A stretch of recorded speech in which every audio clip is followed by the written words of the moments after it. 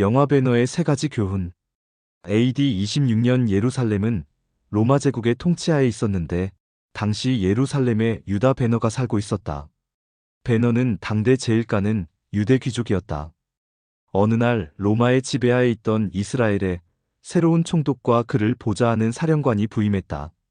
그런데 그 사령관은 다름 아닌 배너의 옛 친구 메살라였다. 어린 시절 둘도 없는 친구였지만 로마 제국의 사령관인 메살라는 통치자로, 배너는 억압받는 식민지로 살다 보니 첨예하게 대립했다. 그러던 중 신임 총독의 취임 행렬이 있었는데 베란다에서 오빠 배너와 함께 이를 구경하던 여동생이 아래를 내려다보는 순간 오래된 기왓장이 떨어졌다. 이 사고로 말이 놀라 뛰면서 신임 총독이 낙마하는 대형 사고가 발생했다.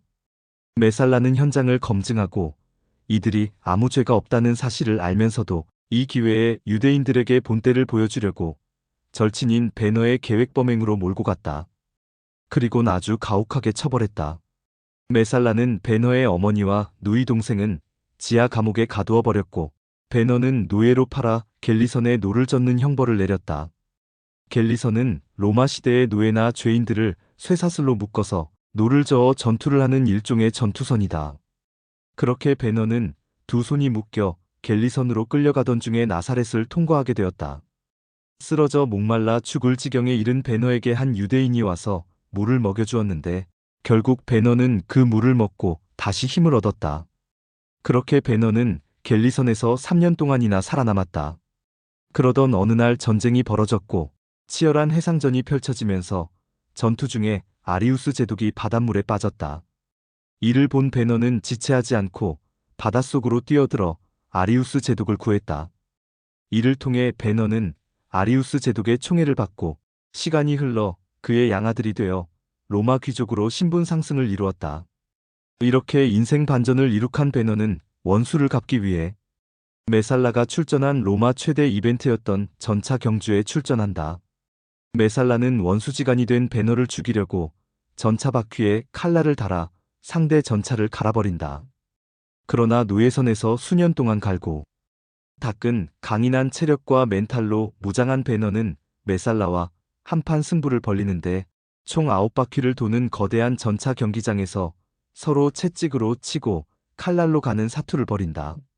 결국 배너를 죽이려고 만든 전차 바퀴에 오히려 메살라가 치여 죽는 비참한 최후를 맞이한다.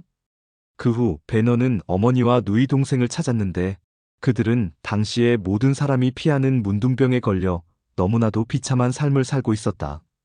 이런 모습을 보고 충격과 슬픔에 빠진 배너는 마지막 희망을 걸고 이들을 데리고 기적을 행한다는 예수님을 찾아갔다. 그런데 예수님은 십자가를 지고 골고다 언덕을 오르고 있었다. 무거운 십자가를 지고 가는 예수님께서 쓰러지자 배너는 황급히 물을 떠다가 주님에게 먹이려고 얼굴을 보았다. 그분은 다름 아닌 자신이 나사렛에서 목이 말라 쓰러졌을 때 자신에게 물을 먹여준 분이었다. 그렇게 배너는 십자가를 지고 가는 예수님을 따라 골고다 언덕에 올라갔다. 배너는 그곳에서 예수님의 마지막 메시지를 듣게 되는데 그것은 아버지, 저들을 용서하옵소서. 저들은 자신이 무엇을 하는지 모릅니다. 이었다. 이 모습을 보면서 그동안 복수에 사로잡혔던 배너는 완전히 새 사람으로 거듭났다. 더욱 더 놀라운 사실은 예수님께서 숨을 거두자 하늘에서 천둥번개가 치면서 배너의 어머니와 누이 동생의 문둥병이 깨끗이 치유되는 기적이 일어났다. 이 작품은 루 월리스 1827만 1905의 소설 배너를 영화화한 배너의 스토리이다. 이 작품에는 세 가지 중요한 메시지가 있다. 첫째, 아무리 어려워도 목숨 걸고 노력하는 자에게 인생 역전이 일어난다는 것이다. 노력한 만큼 그 대가를 받는다는 것이다. 배너는 노예선에서 쇠고랑을 차고 노를 저으면서 오히려 몸이 더 강해졌고 살기 위해 몸부림치면서 강철 멘탈이 되었다. 둘째, 물 한 잔이라도 섬기는 삶을 살라는 것이다.